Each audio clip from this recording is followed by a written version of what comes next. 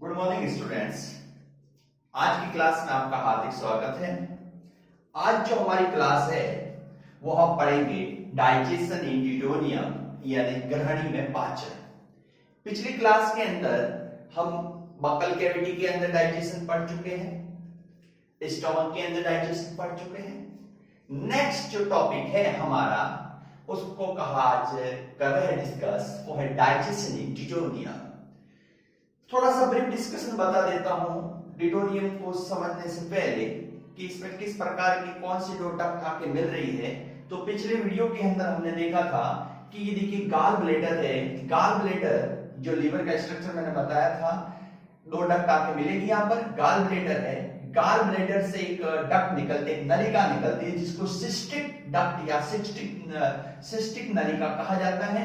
और जो लीवर है यानी यकृत है वो दो पालियों में बटा होता है, राइट लोब और लेफ्ट लोब। तो राइट लोब से निकलती है राइट हेपेटिक डक्ट और लेफ्ट से निकलती है लेफ्ट हेपेटिक डक्ट। और जब ये दोनों फ्यूज हो जाती है तब हम इसको नाम दिया जाता है कॉमन हेपेटिक डक्ट। इसके बाद क्या होता है, सिस्टिक डक्ट और कॉमन हेपेटिक डक्ट वो मिल जाती है जिसको बाइल डक्ट है वो कहा जाता है। फिर हमने डिस्कस किया था कि जस्ट इसके नीचे की तरफ पैंक्रियाज होती है और पैंक्रियाज से एक डक्ट निकलती है जिसको पैंक्रियाज डक्ट कहते हैं। ये बाइल डक्ट और पैंक्रियाज डक्ट आपस में फ्यूज हो जाते हैं और इसको नाम दिया जाता है हेपेटोपैंक्रियाज डक्ट। और फिर ये जो डक्ट होती है वो डिटोनियम के अंदर जा करके ओपनिंग करती है, खुलती है। तो डिटोनियम, अब डिटोनियम के अंदर ये क्या करती है, कैसे करती है, किस प्रकार का डाइजेशन का इसका रोल है, वो आज हम डिस्कस करने जा रहे हैं। तो सबसे पहले हम देखते हैं इस भाग वाले को देखते हैं कि इस भाग का भाई क्या रोल है। गाल ब्लैडर लीवर किस तरह से अफेक्ट करता है। तो देखिए लीवर के अंदर जैसे बात की कि जो डक्ट आती है लीवर से क्या आता है, हमारे बाइल आता है यानी पित्त आता है, बाइल जूस। हम डिस्कस कर रहे हैं बाइल जूस यानी पित्त रस।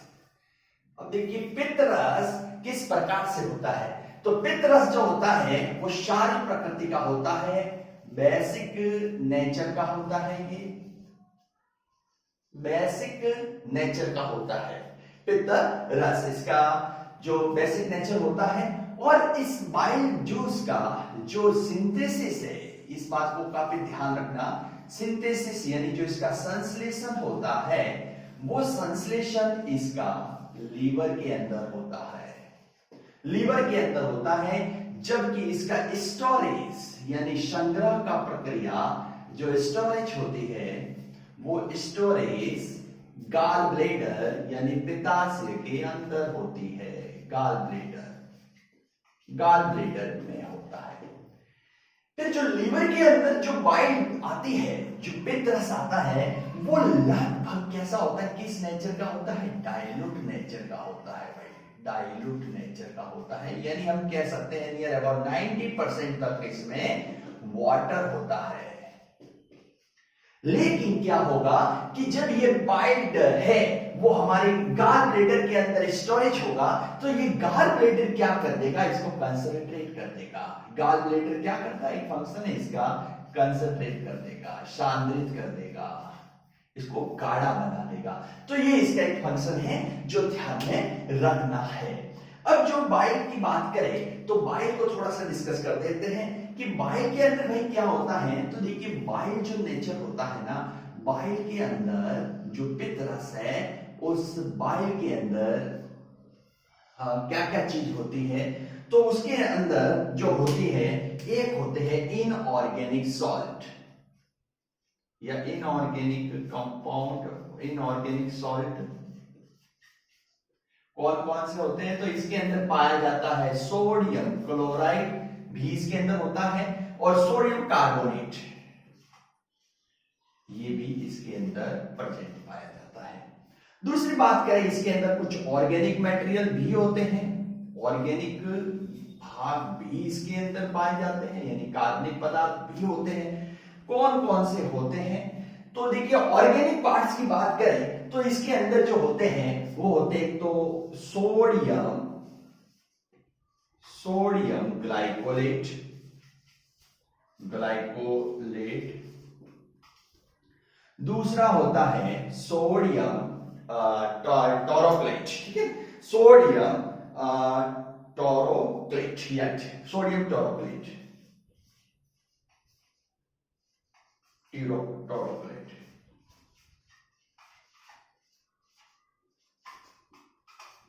ये जो मटेरियल है वो इसके अंदर पाए जाते हैं। इसके अलावा कुछ पिगमेंट्स जो होते हैं, इसके अलावा इसमें क्या होते हैं, पिगमेंट्स होते हैं, पिगमेंट्स होते हैं।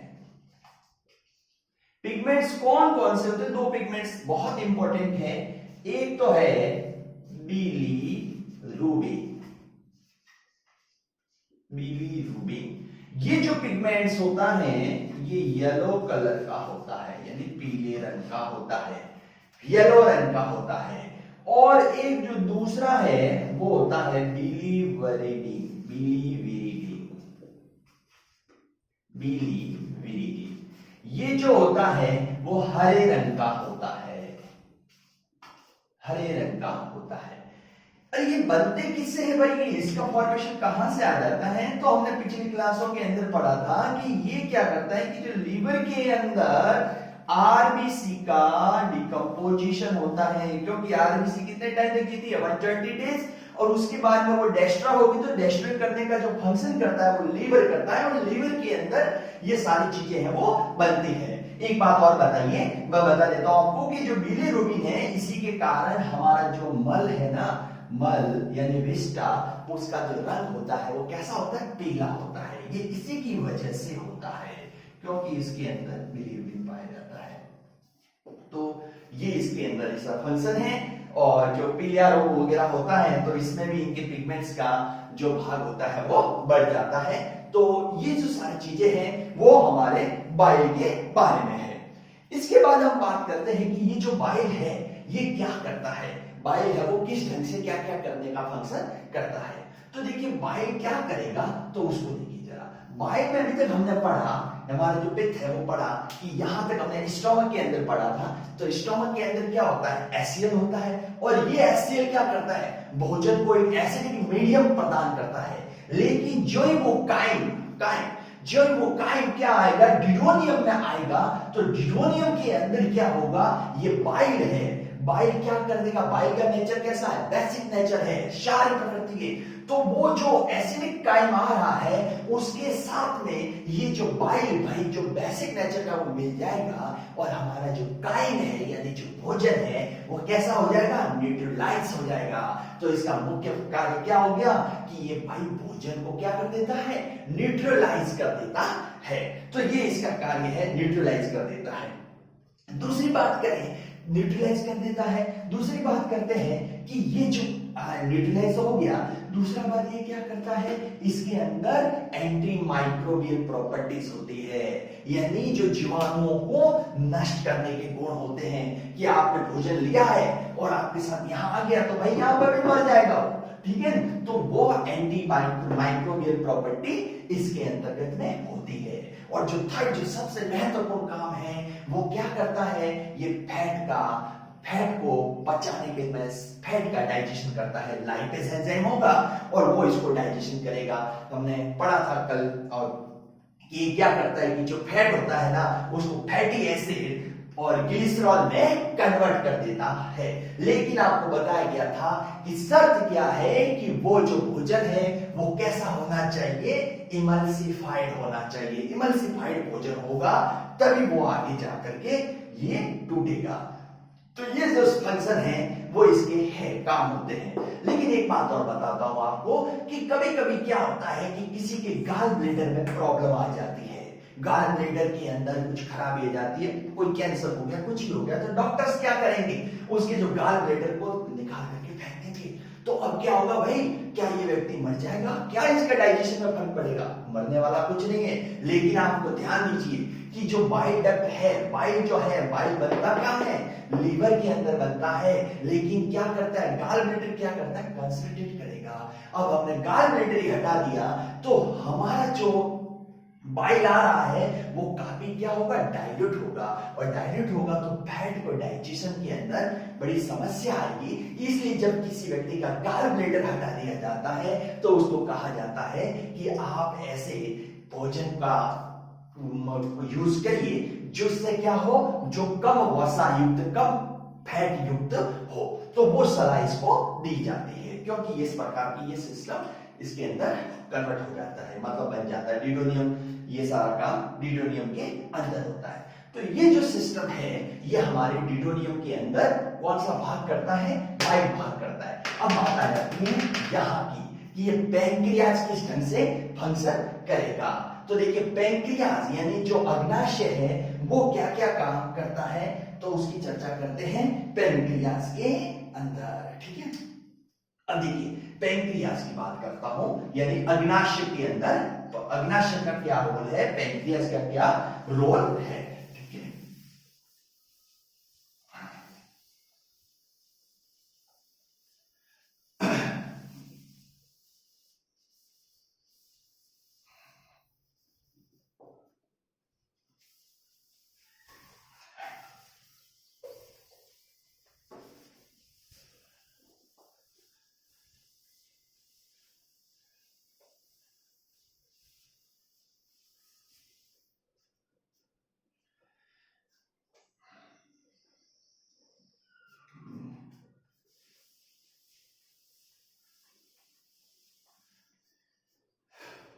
पैंक्रियाटिक जूस, अब बात करते हैं पैंक्रियाटिक जूस यानी अग्नाशय रस, इसका किस ढंग से इसका योगदान है वो होगा, उसको डिस्कस करते हैं। अग्नाशय रस यानी पैंक्रियाज जूस, पैंक्रियाज जूस भाई, पैंक्रियाज जूस का क्या रोल होता है, अग्नाशय रस, पैंक्रियाज जूस। अब देखिए पैंक्रियाज जूस होता है उसका पीएच कितना होता है, तो ध्यान रखिए ये 8.0 के लगभग होता है, 8.0 ही होता है। अब कौन कौन से इसके अंदर एंजाइम पाए जाते हैं उसकी चर्चा करते हैं। तो एक जो एंजाइम इसके अंदर जो पाया जाता है उसको हम बात करते हैं amylase enzyme, amylase enzyme, amylase. और ये क्या करता है, स्टार्च का फंक्शन करता है, ये स्टार्च का काम करेगा। कल भी हमने पढ़ा था स्टार्च, और स्टार्च पर ये एमाइलेज, एमाइलेज, और इस स्टार्च को इसमें कन्वर्ट कर देगा माइटोज में। मैंने जब बकल कैविटी पढ़ाई थी तो आपको कहा गया था कि वहां पर भी जो सेल्युलरी एंजाइम होता है वो इस फंक्शन करता था, लेकिन हमने बात की थी कि वहां पर केवल 30% यानी 30% इस काम को किया जाता था। जो सारा जो अधिकतर जो स्टार्च का जो डाइजेशन होता है वो डाइजेशन यहां पर होता है, डिडोनियम के अंदर होता है, और इसको करने में कौन काम करता है, एमाइलेज काम है वो करता है। तो एमाइलेज के अंतर्गत में ये सारी चीजें यहां पर होती है, एमाइलेज ये माइटोज में काम करता है। दूसरा जो एंजाइम है वो है लाइपेज, पैंक्रियाटिक लाइपेज, जिसको हम नाम दे देते हैं पैंक्रियाटिक लाइपेज।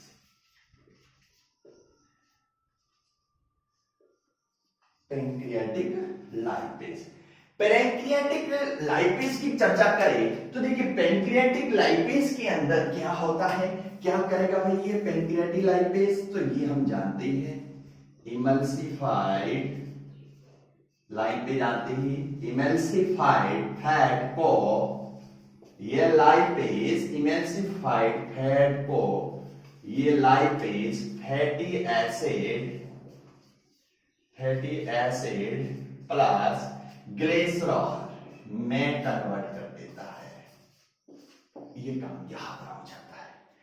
थर्ड जो एंजाइम आता है उसको कहा जाता है एंटेरोकाइनेज, एंटेरोकाइनेज एंजाइम। देखिए एंटेरोकाइनेज एंजाइम, एंटेरोकाइनेज एंजाइम क्या करता है, तो एंटेरोकाइनेज एंजाइम क्या करता है, 3 एंजाइम होते हैं। देखिए एक मैं यहां पर लिख रहा हूं ट्रिप्सी, ट्रिप्सी नोजन, ट्रिप्सी नोजन, काइमोट्रिप्सी नोजन, काइमोट्रिप्सिनोजन, और तीसरा है प्रोकार्बोक्सी पेप्टिडेज।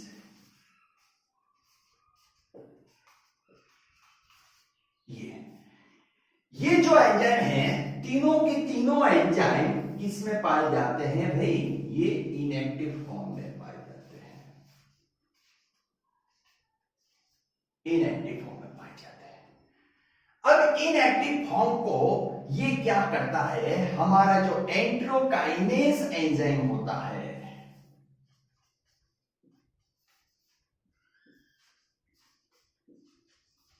एंट्रोकाइनेज एंजाइम होता है, ये एंट्रोकाइनेज एंजाइम क्या कर देता है, इसको ट्रिप्सिन में कन्वर्ट कर देता है। ये बन गया ट्रिप्सिन। अब जब ये ट्रिप्सिन बन जाता है तो ये दो एंजाइम पे फंक्शन करेगा। कौन से? काइमोट्रिप्सिनोजन व प्रोकार्बोक्सी पेप्टिडेज। ये यहां पर फंक्शन करेगा, ट्रिप्सिन ट्रिप्सिन ट्रिप्सिन, और ये किसमें कन्वर्ट कर देगा? नोजन हट जाएगा, काइमोट्रिप्सिन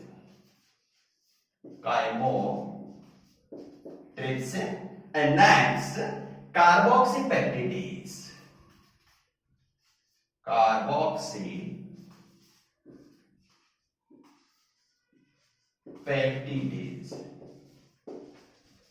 ठीक है भाई। ये दो एंजाइम है वो इसमें कन्वर्ट हो जाएंगे, कि कार्बोक्सी पेप्टिडेज है वो यहां पर हो जाएगा।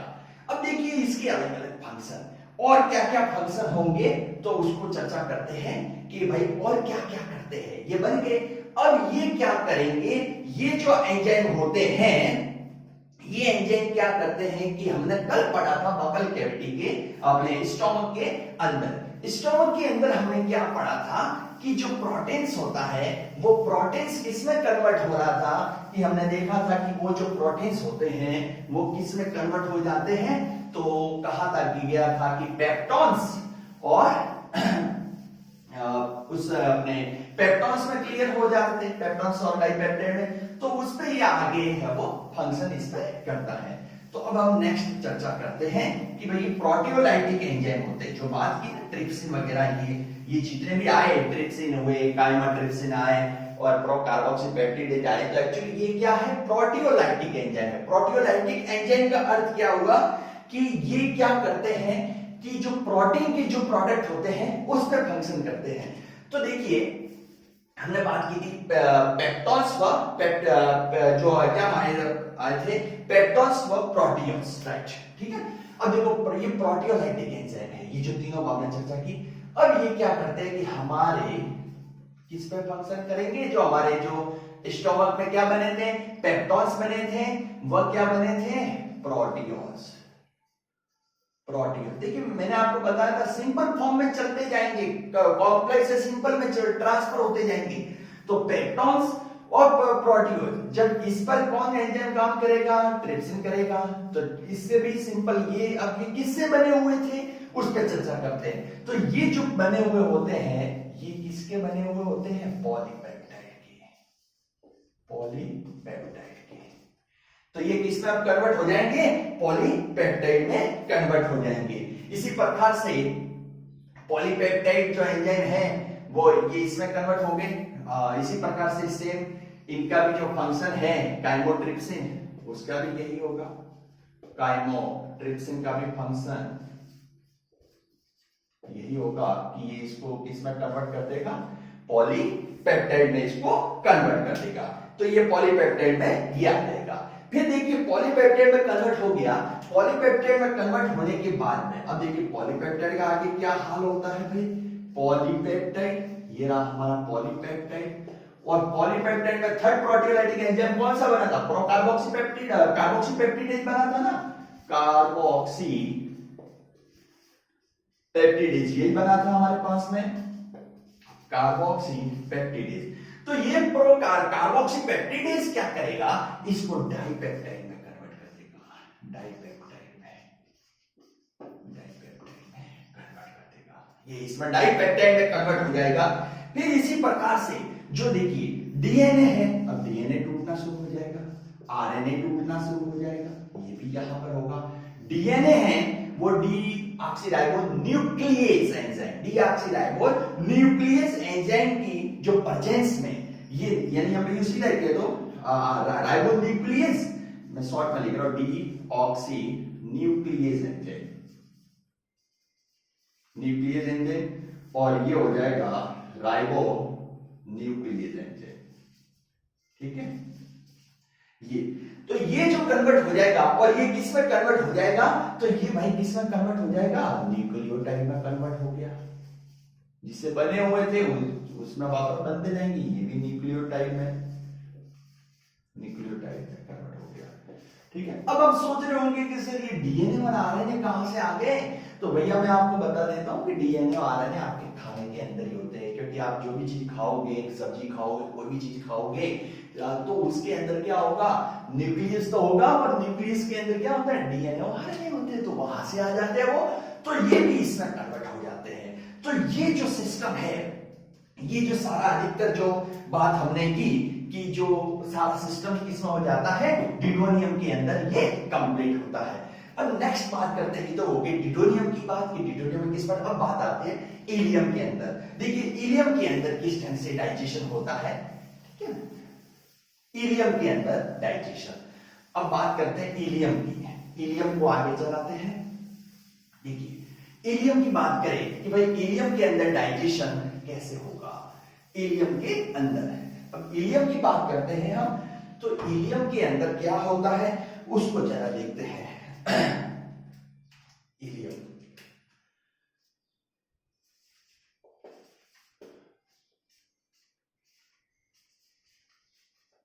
इलियम में डाइजेशन, इलियम में डाइजेशन करने में क्या होता है कि जब इसमें हमने स्ट्रक्चर की चर्चा की थी, तो मैंने आपको कहा था कि जो लिवर कोन होती है, तो लिवर कोन के अंदर क्या होती है, 4 प्रकार की कोशिकाएं होती हैं। इसमें 4 प्रकार की कोशिकाएं होती हैं। कौन कौन सी कोशिका होती हैं, तो देखिए इसके अंदर जो कोशिका होती है, एक तो कोशिका होती है कौन सी, श्लेष्मा कोशिका, म्यूकस सेल, शॉर्ट में लिख रहा हूं फटाफट, म्यूकस सेल्स होती है। दूसरी कौन सी होती है, चिप सेल या जाइगोजन सेल, चिप सेल्स होती है, ये इसमें लिवर कोन होती है, उससे बनी होती है। तीसरी जो सेल होती है चिप सेल, अर्जेंटिफाइन सेल, अर्जेंटिफाइन सेल, ये अर्जेंटिफाइन सेल होती है। और जो फोर्थ होती है उसको कहते हैं पिनेट सेल, पिनेट सेल।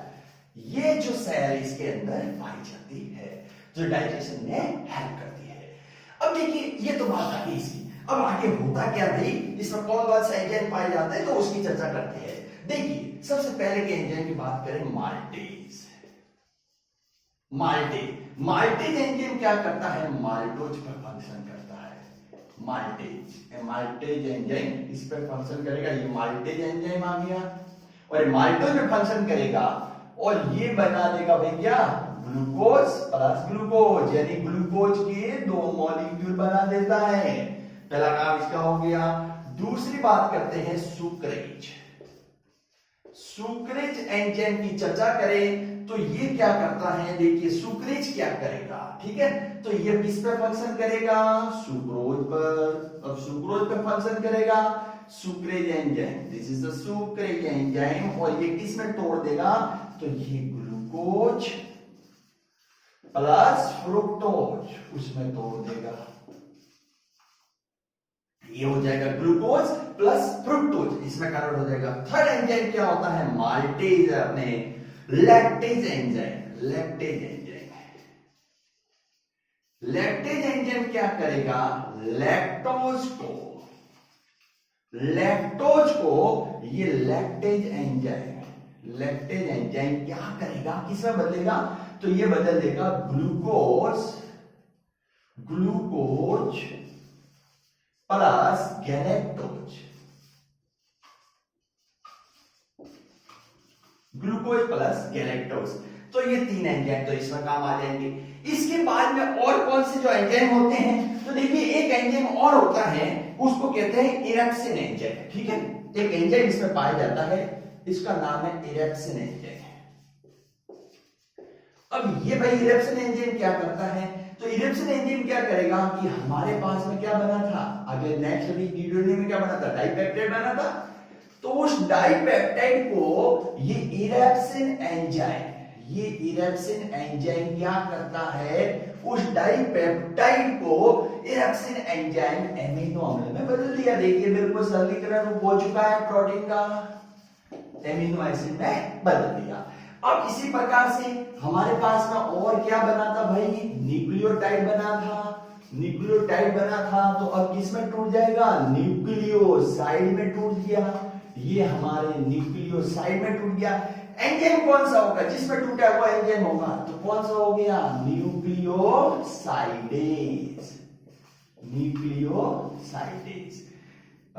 ठीक है, न्यूक्लियोसाइड। और ये न्यूक्लियोसाइड आगे किसमें टूटेगा, ये न्यूक्लियोसाइड है वो आगे किसमें टूटेगा, तो हम कहेंगे कि जो नाइट्रोजनी बेस है उसमें टूट जाएगा। जिससे बना हुआ है वो टोटल कंप्लीट हो जाएगा, नाइट्रोजनी बेस में कन्वर्ट हो जाएगा, जिससे मिलकर बनता है उसमें टूट जाएगा। ठीक है, नाइट्रोजनी बेस प्लस शुगर, ठीक है, ये इसमें टूट गया। तो देखिए ये सारे सिंपल फॉर्म में ये कन्वर्ट होते जाएंगे।